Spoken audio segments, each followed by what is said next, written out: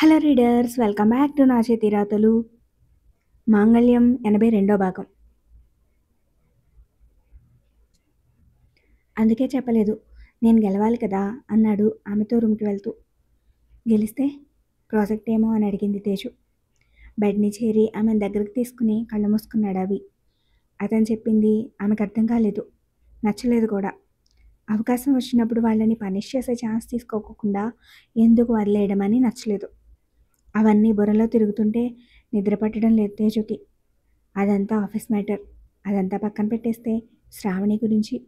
తన తల్లి వరకు రావడం, ఆరోగ్యం బాగోలేదని తెలిసి ఏం చెప్పడానికి ఫోన్ చేసింది. అయిపోలేదు ఇంకా ఉంది అంటే ఏం చేయబోతుంది అని మెదడంతా ప్రశ్నలతో నిండిపోతుంటే సాయంత్రం శ్రావణి అంటూ అతని కేసు చూసింది తేజు. నిద్రపోయాడు అప్పటికే. అంతే, తన ఆలోచనలన్నింటినీ అక్కడే కట్టిపెట్టేసింది. నుదుటి మీదకి పడుతున్న క్రాఫ్ట్ని వెనక్కి తోస్తూ ఓ కిస్ పెట్టి అతని భుజం మీద తలవాల్చుకుంది. మెదడులో తిరుగుతున్న ఆలోచనల నుంచి కష్టంగా ఉపశమనం పొంది నిద్రపోవడానికి చాలా సమయమే పట్టింది తేజుకి. పొద్దున్నే అభి ఆఫీస్కి రెడీ అవుతున్నాడు. నిన్న శ్రావణి అమ్మాయికి ఫోన్ చేసింది, మీ ఇద్దరి గురించి చెప్పడానికి అంది తేజు అతన్నే చూస్తూ. మా ఇద్దరి గురించి అంటే ఏం చెప్పడానికి? ఆమె వైపు తిరుగుతూ అడిగాడు. అది నాకెలా తెలుస్తుంది? మీ అల్లుడి గురించి మీకు తెలియాలి అని ఏదో చెప్పబోయింది అంటూ ముందు రోజు జరిగింది చెప్పింది తేజు. ఆ రోజు గుడిలో అమ్మని చూసింది కదా, తన హెల్త్ బాగోలేదని తెలిసి కూడా కాల్ చేసి ఇలా నీ మీద ఏదో చెప్తుందంటే దాని ఉద్దేశం ఏమై ఉంటుందో ఆలోచించు. అత్తయ్య అడిగిందా ఏమైనా? లేదు, దాని గురించి పట్టించుకోవాల్సిన అవసరం లేదని నేను చేయని చెప్పాను. కానీ నిన్న అంటే అత్త చూస్తుంది, నేను మాట్లాడాను. ఇంకోసారి కూడా ఇలాగే జరగదు కదా. మన ఇద్దరం ఇష్టం లేకుండా పెళ్లి చేసుకున్నామని అత్తయ్యకి తెలుసు తేజు. ఇప్పుడు హ్యాపీగా ఉంటున్నామని తెలుసు. శ్రావణి ఇంకేం చెప్తుందని భయపడాలి అన్నాడు అభి. జరిగింది మాత్రమే చెప్తుందని ఎలా అనుకోగలం అభి? అది కూడా శ్రావణి మ్యాటర్లో. మన ఇద్దరం కలిసిపోయినా ఇంకేదో చేయబోతుందట. నాకు వార్నింగ్ ఇస్తుంది. ఆ రోజు నీ క్యాబిన్లో నువ్వు తనని నమ్మట్లేదని హ్యాండ్ కట్ చేసుకోవాల్సిన అవసరం ఏముంది చెప్పు? ఎందుకు నువ్వు లైట్ తీసుకుంటున్నావు? నాకు నచ్చలేదు అభి. ఇంకా పోదా తను మన లైఫ్ నుంచి? ఏం చేస్తుంది? కావాలని ఇలా మాట్లాడి డిస్టర్బెన్స్ క్రియేట్ చేయడం తప్ప ఏం చేస్తుందా అని నువ్వు తన గురించి ఆలోచన చేసినా తను సక్సెస్ అయినట్టే తేజు. సో పట్టించుకోకు ఆ మాటలు అన్నాడు. అలా ఎలా వదిలేస్తా? ఆ రోజు మార్నింగ్ నీకు ఫోన్ చేసినప్పుడు నీకు దూరంగా ఉండమని వార్నింగ్ ఇచ్చాను. ఇప్పుడు మీ లైన్స్ వేరే అని. అదేమందో తెలుసా? పర్సనల్గా విడిపోయారట కానీ ప్రొఫెషనల్గా ఎప్పటికీ కలిసే ఉంటారట. ఎవరూ విడదీయలేరంట.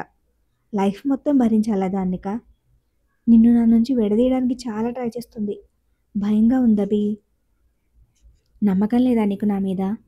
అసలు అడగాల్సిన క్వశ్చన్ కాకపోయినా ఎందుకో తను అలా మాట్లాడుతుంటే అడగకుండా ఉండలేకపోయాడు అభి. శ్రావణి మీద లేదని చెప్తున్నా అంది. నీకు ఈ ఇన్సెక్యూర్ ఫీల్ రావడానికే తను అలా చేస్తుంది తేజు. ఎందుకు వీక్ అయిపోతున్నావు? మన మధ్యకి ఎవరూ రారు అంటూ ఆమె పక్కన కూర్చుని చేపట్టుకున్నాడు. కొన్ని నెలలుగా ప్రశాంతంగా ఉన్నాం అభి, కానీ ఈ తలనొప్పి మళ్ళీ మొదలైంది. ఎప్పటి నుంచి? నువ్వు ఆ ఆఫీస్లో అడుగుపెట్టిన దగ్గర నుంచి అంది అసహనంగా. మధ్యలో ఆ ఆఫీస్ మ్యాటర్ ఎందుకు వచ్చింది? శ్రావణి అంతకు ముందు నుంచే ఉంది మన లైఫ్లో. ఉన్నా ఒక చోట ఆగిపోయింది. వచ్చేసాం దూరంగా వాళ్ళ నుంచి. ఆ రౌడీ వచ్చినప్పుడే చెప్పా వద్దని. వినలేదు నువ్వు. ఏమైంది? మళ్ళీ అది మన లైఫ్లోకి వచ్చింది. నువ్వు మళ్ళీ వెళ్ళడం వల్లే కదా అభి. శ్రావణిని విషయంలో ఎంత ట్రై చేసినా నేను పట్టించుకోలేదు, నువ్వు కేర్ చేయవని. కానీ నిన్న అమ్మ వరకు వచ్చిందంటే నేను ఎలా లైట్ తీసుకోను అభి? అంటే ఆఫీస్ నుంచి నన్ను బయటకు వచ్చామని చెప్తున్నావా? అలా చేస్తేనే తను మన లైఫ్లో ఉండదనుకుంటున్నావా? ఆశ్చర్యంగా అడిగాడు. తన తండ్రి అంటే తేజుకి ఎంత ఇష్టమో అతనికి కూడా తెలుసు. అందుకే తేజు అలా మాట్లాడుతుందంటే నమ్మలేకుండా ఉన్నాడు అభి. ఇదంతా కాదు తేజు, అది డాడీ ఆఫీస్. దానికోసమే ఒప్పుకున్నా నేను. వదిలేనా? మళ్ళీ అడిగాడు కష్టంగా. అలా అడుగుతాడని తేజు అనుకోలేదు.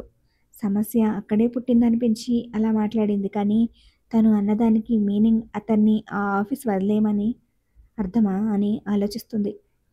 లేదు, వదిలేయమని ఎలా చెప్పగలదు? మరి అక్కడికి వెళ్ళొద్దంటే వదిలేయమనే కదా అని ఇంకో ప్రశ్న. అదే ఆలోచిస్తూ ఏం చెప్పలేక అలాగే నిలబడింది. ఆమె మౌనం అతనికి అంగీకారమేమో అనిపించింది. అలా అనిపించడం చెప్పలేనంత బాధని కూడా ఇచ్చింది. బహుశా అత్తయ్య విషయంలో చాలా ఎక్కువ ఆలోచిస్తుందని సర్ది చెప్పుకున్నాడు. ఆలోచించుకు తేజు. మరీ ఇంత ఎక్కువగా కాదు. ఏం కాదు నువ్వు అనుకునేట్టు అన్నాడు లాలనగా. ఒకవేళ అయితే శ్రావణి మనకి ఎంత దూరంలో ఉంటే అంత మంచిది. అప్పుడే ఆలోచనలు పోతాయేమో అంది. సరేలే వెళ్దాం పదా అన్నాడు అభి లేస్తూ. అప్పటికి అతను అలా తేలిగ్గా చెప్పడం తేజుకి నచ్చలేదు. సరే కాదు, అది ఎలాగో చెప్పు. మావయ్య ఆఫీస్ నీకు దక్కాలని నేను కోరుకుంటున్నా. కానీ మన లైఫ్లో ఆ శ్రావణి ఉండకూడదు. ఉంటే ఇలాగే ఏదో ఒకటి చేస్తూ ఉంటుంది. అనుకున్న వెంటనే అవ్వవు తేజు. కొన్ని రోజులు ఆగు. ఎన్ని రోజులు? నా భయం నీకు అర్థం కావట్లేదా అంది తేజు. అవుతుంది, కానీ అవసరం లేదు అంటున్నా అన్నాడు వాచ్ తీసుకుంటూ.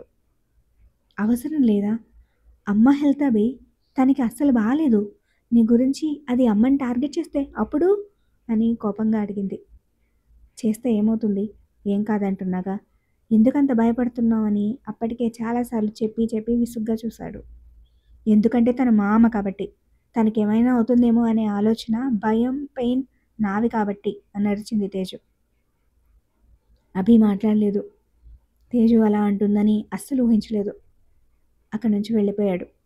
వెళ్ళిపోతూ అతని కోపానికి బలయ్యి గోడకి విసిరిబడి ముక్కలు ముక్కలైంది అతని వాచ్.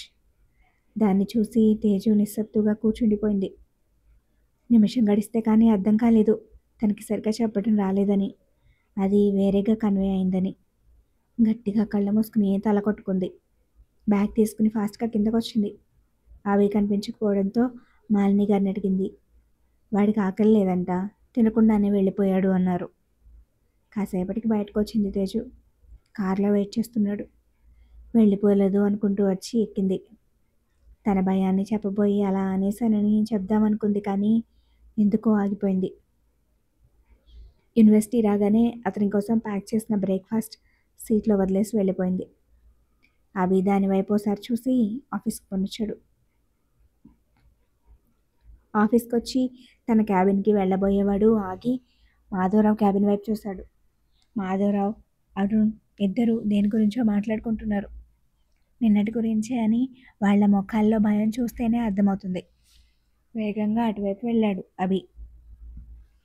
అభి ఎందుకు తమ ప్రాజెక్ట్ డీల్ క్యాన్సిల్ చేయించలేదు అని డిస్కషన్ పెట్టుకున్న తండ్రి కొడుకులు విసురుగా లోనికి వచ్చిన అభిని చూసి షాక్ అయ్యారు. నిన్నటి నుంచి వెయిట్ చేస్తున్నాడో లేక తేజు అన్న మాటకి కోపం ఎక్కడ చూపించాడో కానీ వస్తూనే అరుణ్ చెంప పేలిపోయేలా వాయించాడు చాలా గట్టిగా. ఆ దెబ్బకి అరుణ్ వెళ్ళి టేబుల్ మీదగా చైర్స్ మీద పడడంతో అవన్నీ చెల్లాచెదురైపోయాయి క్యాబిన్ మొత్తం. షర్ట్ పట్టుకుని లేపి ఇంకోసారి మరింత గట్టిగా వాయించి అరుణ్ తలని గోడకు అదిమేశాడు అభి. అప్పటికే మాధవరావు తేరుకుని అభిని ఆపడానికి పరిగెత్తుకొచ్చాడు, కానీ అభి పట్టు వదలలేదు. ఎరా, గెలుస్తా సాధిస్తా అన్నావు ఎలాగైనా? అక్రమంగా ఎదుటివాడిని తొక్కేసి పైకి ఎగరాలని చూస్తే నీ బాబులాగే తయారవుతావు. ఇంకోసారి నాకు అడ్డం రావాలని చూస్తే అక్కడికక్కడే తొక్కి కప్పెట్టేస్తా, మైండ్ ఇట్ అంటూ తోసేయడంతో కింద పడ్డాడు అరుణ్. మాధవరావు కొడుకును విడిపించడానికి ముందుకొచ్చి, అభి, నువ్వు ఉన్నది నా ఆఫీస్లో, వాడు నీకు బాస్, వాడినే కొడతావా అని కోపంగా అరిచాడు. నీతో నాకు మాటలేంటి? నాతో గెలిచే సత్తా లేక ఎప్పుడు వెనక నుంచి పొడుస్తావు. అంత చావలేని వాడిని ఛాలెంజ్ ఎందుకు చేశావని చిరాగ్గా అడిగాడు అభి. నేనేం చేశానని వాడెవడో చెప్తే నమ్మేస్తావా? కాదని నేనంటాను, అప్పుడేం చేస్తావు? నీ కొడుకు వాడిని కలిశాడని ప్రూఫ్ వాడే చూపించాడు. వాడిని కొనుక్కున్నందుకు నువ్వు పంపిన మనీ ట్రాన్సాక్షన్స్, నీతో మాట్లాడినప్పుడు చేసిన వాయిస్ రికార్డ్ అన్నీ అప్పగించాడు. తెలీదా నీకు? అప్పుడే మిమ్మల్ని పక్కకి తీసేయచ్చు, కానీ నేను గెలవాలిగా. నువ్వు ఓడిపోకుండానే నేను నిన్ను పోటీ నుంచి తప్పించేస్తే నాకు గెలిచినట్టు ఉండదు. అందుకే మీ పేరు బయటికి రాకుండా రాలేదు ఇంకా. ఇవాళ తెలిసిపోతుంది ప్రాజెక్ట్ ఎవరితో. రెడీగా ఉండు రేపు. అడ్డదారిలో వెళ్ళి నన్ను నమ్మించడం ఈజీ అనుకున్నారు, కానీ ఒకసారి దెబ్బతిన్నవాడిని రెండోసారి కొట్టడం అంత తేలిక కాదని ఎలా మర్చిపోయారు? వాడు ఆల్రెడీ ఊచలు లెక్క పెడుతున్నాడు. నెక్స్ట్ నువ్వే అని రెచ్చగొట్టేలా నవ్వుతూ చెప్పాడు అభి. అయితే ఏంటి, పోలీస్ కేసు పెడతావా? బయటికి రావడం ఎంత పని నాకు అన్నాడు మాధవరావు తేలిగ్గా తీసుకుంటూ. నిజమే, అందుకే నీ మీద కేసులు లాంటివి పెట్టదలుచుకోలేదు. ఆ ప్రూఫ్స్ ఉన్న డేటా నువ్వే చేయించావని వాడికి ఇచ్చిన వీడియో రికార్డ్తో సహా బిజినెస్ కౌన్సిల్కి పంపిస్తాను. వాళ్ళే డిసైడ్ చేస్తారు మిమ్మల్ని బ్యాన్ చేయాలో లేక మీతో బిజినెస్ చేయొద్దని వెలివేయాలో. ఏదో ఒకటి జరగకుండా మాత్రం వదిలిపెట్టను అన్నాడు. దాంతో మాధవరావు ముఖం పాలిపోయింది. కానీ ఇది కాదు నాకు కావాల్సింది అన్నాడు అభి. మరి అని ఆశ్చర్యంగా అడిగాడు మాధవరావు. ఇంకేమై ఉంటుందో అని. నీ కోడలు నీ కోడలు ఇంకోసారి నా కళ్ళ ముందు కనిపించకూడదు. పంపించేయి ఆఫీస్ నుంచి. నువ్వెవడివిరా చెప్పడానికి అన్నాడు అరుణ్ ఆవేశంగా.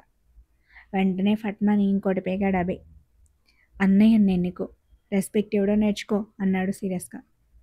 కళ్ళప్పగించి చూశారు ఇద్దరు సడన్గా ఈ రిలేషన్ ఏంటి అనుకుంటూ. చెప్పు, నీ కోడల్ని ఇక్కడి నుంచి పంపించేస్తావా లేక ఆ ప్రూఫ్స్ని నేను కౌన్సిల్కి పంపించాలా అని అడిగాడు అభి. మాధవరావు ఆలోచిస్తున్నాడు. తేజుని అభిని విడదీస్తే అతను కుంగిపోతాడని ఏదో ప్రయత్నిస్తుందని తెలుసు కాబట్టి అదే కోరుకున్నాడు. కానీ ఇప్పుడు సిచ్యువేషన్ దానికన్నా ముఖ్యం అనుకునేలా ఉంది. ఇంకోటి, ముందు నీ కొడుకుకి బుద్ధులు నేర్పించు. నా మీద చూపించే పౌరుషం పని మీద చూపించమను. ఇలాంటి చెత్త పనుల గురించి కాకుండా నీ ఇంటి గురించి బుర్రకి కాస్త పంచెప్పు. ఎంతసేపు చిన్న కొడుకు గురించేనా? పెద్ద కొడుకు జీవితం ఏమవుతుందని లేదా నీకు? ఏంటో మీ ఇంట్లో అందరూ ఇలాగే తగలట్టారు. నాకు మాత్రం నీ కోడలు కనిపించకూడదు ఇక్కడ అనేసి వేగంగా వెళ్ళిపోయాడు అభి. వరుణ్ లైఫ్కి ఏమైంది అని కొత్త కంగారు మొదలైంది మాధవరావుకి. Thank you for watching.